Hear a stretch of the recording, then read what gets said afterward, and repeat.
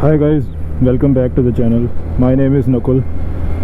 In case you're new here, I recently bought a Kawasaki Z900. It's been about 45 days, and I have ridden the bike for about 1000 kilometers, 971 to be precise. And I've gotten the first service done as well. And I've ridden this bike on all kinds of roads by now. City traffic or mountain twisties or even the highways. So I feel that I'm in a good position to share my experience of what I like and dislike about the bike so far, and who should buy this bike or who should not buy this bike. So in today's video I'll be talking about that only.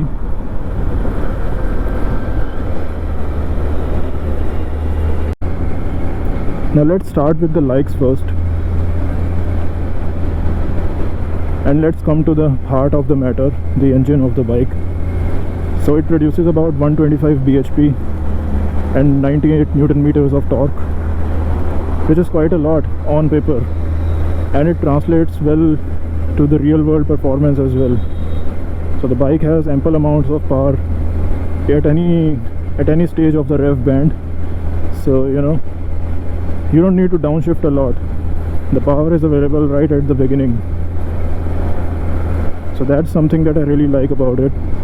I don't have to shift gears too often in city traffic. Before this I used to have a KTM Duke, and in that, the Duke riders will know what I'm talking about. You need to downshift on that bike when you're riding at, say, a very low speed, pottering around in city traffic and all. This bike lets me sit pretty at about 35 kilometers per hour even in 6th gear, and it will pull cleanly from there. So that's something that I really like about it. So if you're the kind of rider who is kind of lazy when it comes to changing gears, and you just want to sit in 4th gear and ride around in the city, this bike will do that.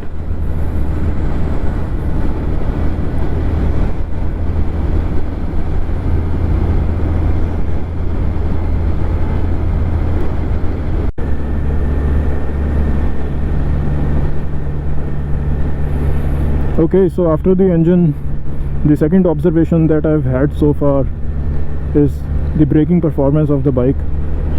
So I must admit that I don't really use the rear brake that often, and in these kind of bikes, the sports bikes and the street naked ones, you are meant to get 80% of the braking power from the front brake only. So, and in fact I get 100% of the braking power from the front brake. So I don't really have much of an experience of the rear brake, but yes, from whatever little I've used it, it's not that good. But the front brake is very, very good, very, very confidence inspiring. It's progressive. When I squeeze the brakes and pull the lever in gradually, the braking feedback increases progressively. So that's something that is noticeable, and it gives a lot of confidence as well.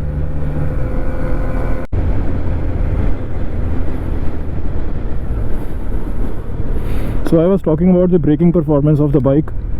The brakes are really nice, especially the front brake. The rear brake I haven't used much, as I told you earlier, so can't really talk about it.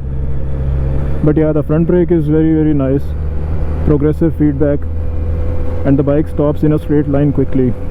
No fishtailing or any of that stuff.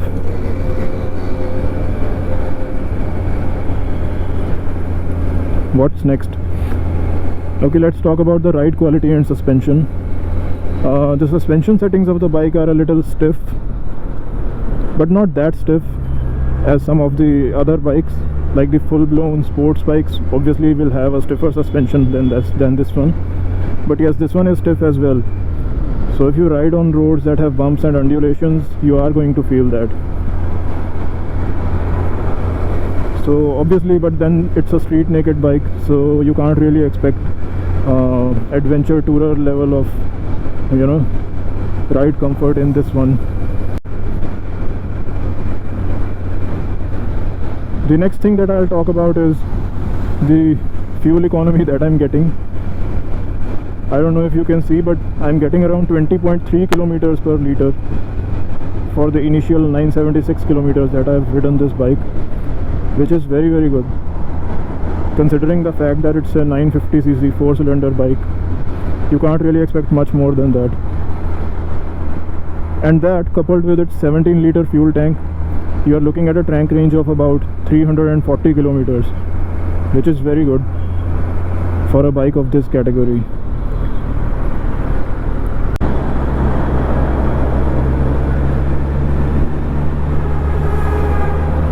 So we've talked about the fuel economy. Now let's talk about the electronics on the bike. You can see straight here the TFT dash is really nice. 4.5 inches is the screen size, and you get to see pretty much all the details that you'd like on the screen, and even more than that. Obviously, apart from your regular trip meter, the odometer and 2 trip meters, the gear shift indicator, RPM meter, speedometer, and the clock. Apart from these regular things, you also get the average fuel economy, instantaneous fuel economy, the engine temperature, battery voltage, and there's this eco symbol as well, which comes up when you're riding in an economical fashion. So information wise, this bike gives you a lot of information, and I bet there's even more information available if you download the Kawasaki Rideology app, which I haven't yet explored.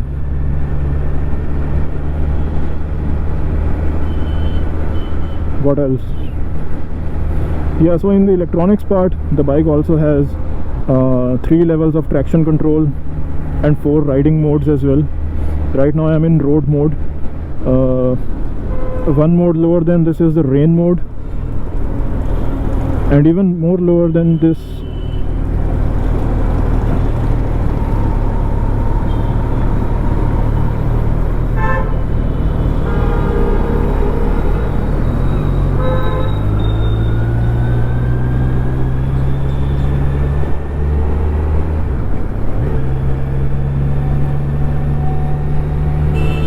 So I was talking about the electronics of the bike. Apart from the TFT console, which we've already talked about, the bike comes with 3 riding modes. In fact 4 riding modes: rain, road, sport, and custom riding mode, in which you can tweak and adjust the settings to your liking. It has 3 levels of traction control as well. So in rain mode, the power of the bike drops to about 70 bhp, and the traction control is at its highest setting, which is number 3, I guess. And in road mode, in which I am currently riding, the bike gives its full power, but the traction control settings are at number 2, and in sports mode the traction control settings are at number 1. And you do notice the difference as well.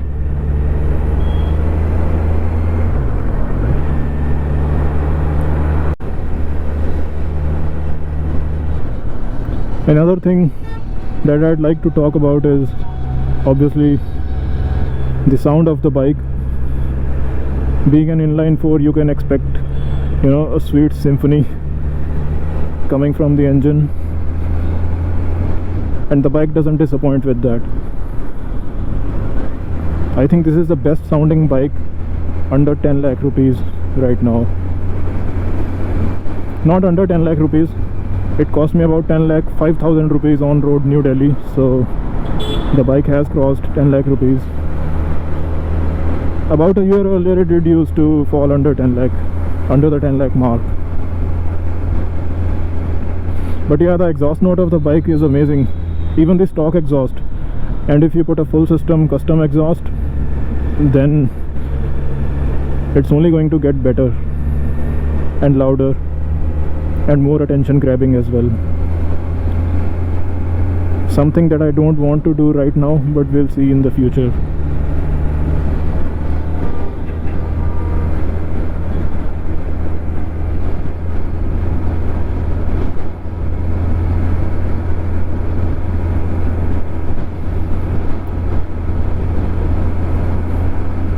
and of course the looks of the bike are killer as well.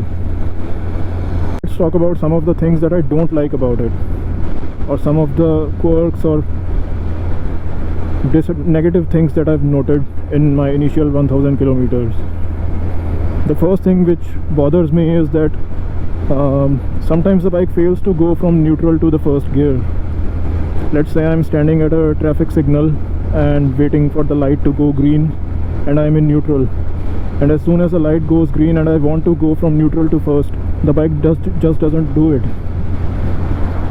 So I have to push the bike with my arms a little forward, and then it goes into first gear and, you know, starts moving ahead. And this has happened quite a few times, so this is something that really annoys me. Given that the bike is really heavy, sometimes, you know, you have to drag it, and people behind you are honking in their cars, so you can imagine that can lead to a bit of an embarrassing situation. So that's something that I don't like about it, and I will talk about it with the service guys when I visit them next. So I'll keep you guys posted on how that turns out.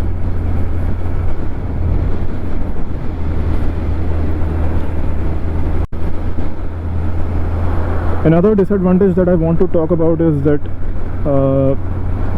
the weight of the bike does show itself when you are taking a U-turn, let's say slow speed U-turns on city roads. Especially now that I am a little experienced, it doesn't bother me, but obviously when I was in my initial days of riding this bike, I was extra careful because I was worried that I'm gonna drop the bike. So it does feel heavy, and if you have to drag the bike in and out of parking spaces with your, you know, feet and arms, it does feel heavy. I mean, if you look at the Triumph Street Triple R, it weighs about 166 kilograms dry. So let's say the wet weight, even if it is 185 kilograms, it is still a good 27 kilograms lighter than this one. This one weighs at 212 kilograms. So it's certainly heavy.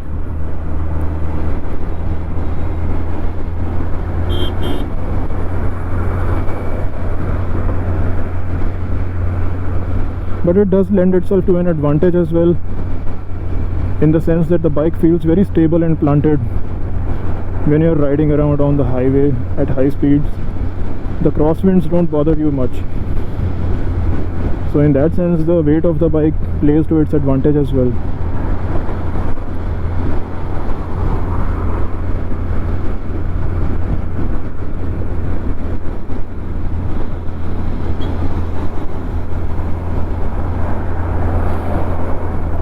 Another negative thing that I've noticed is obviously the pillion seat.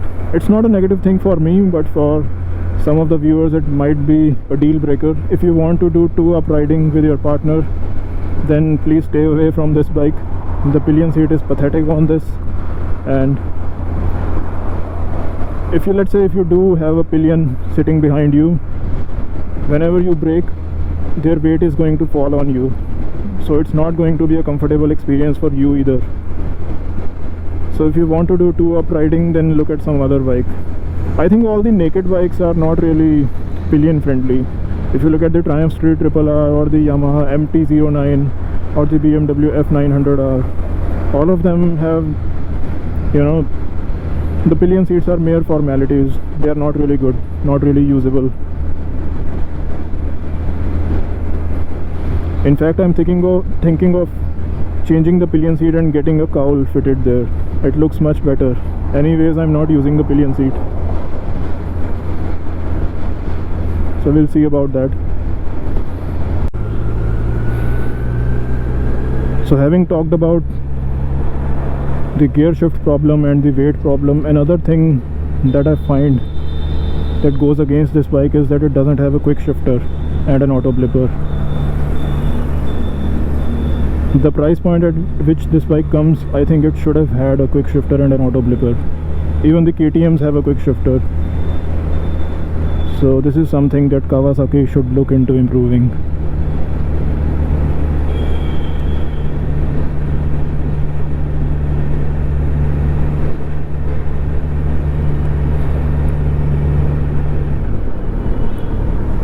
So yeah, I've spoken about my initial observations. Now, should you buy this bike?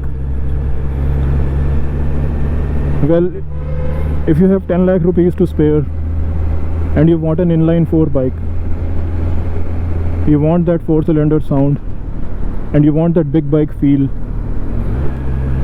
then you have no other option but to go with this one, because this is the cheapest inline 4 bike that you can get in India.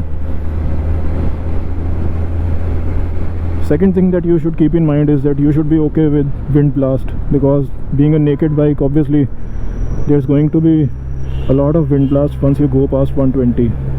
Now, it's not a problem for me because I personally don't really go past 120, and even I don't ride at 120 that often, only on the highways once in a while, right?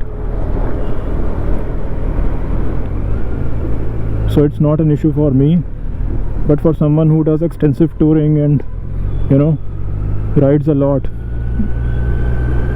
wind blast could become an issue. So maybe you should look at a sports tourer or a adventure bike.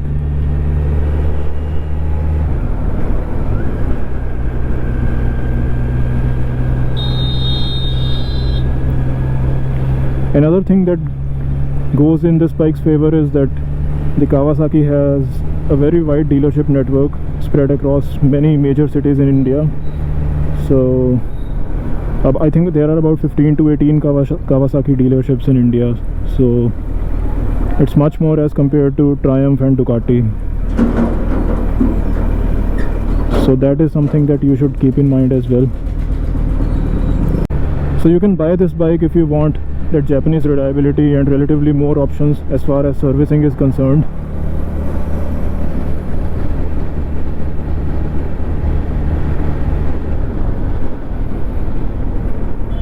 Another thing that you should keep in mind is that the bike has 6 months of service interval, which is a little lower than the 1-year service intervals of the Triumph and Ducati. So you have to visit the service center twice every year, which is not an issue for me. But if you live somewhere where the Kawasaki dealership is a bit far away from your place, then this can become an issue as well. Not an issue, but a deciding factor. With Triumphs and Ducatis, you have to go to the service center once a year or 10,000 kilometers, whichever comes first.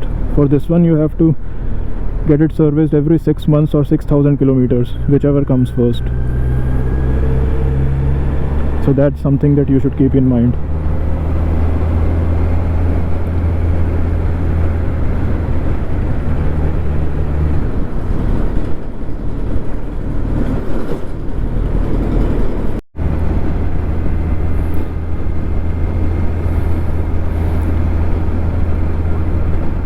So yeah, my final words would be, yes, I think if you're looking for a street naked bike, preferably an inline 3 or an inline 4 in and around the 10 lakh rupees mark, then the Z900 makes for a compelling option.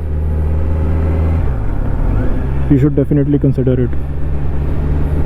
At the end of the day, don't go by my words. Go and take a test ride of all the bikes available and then choose your pick.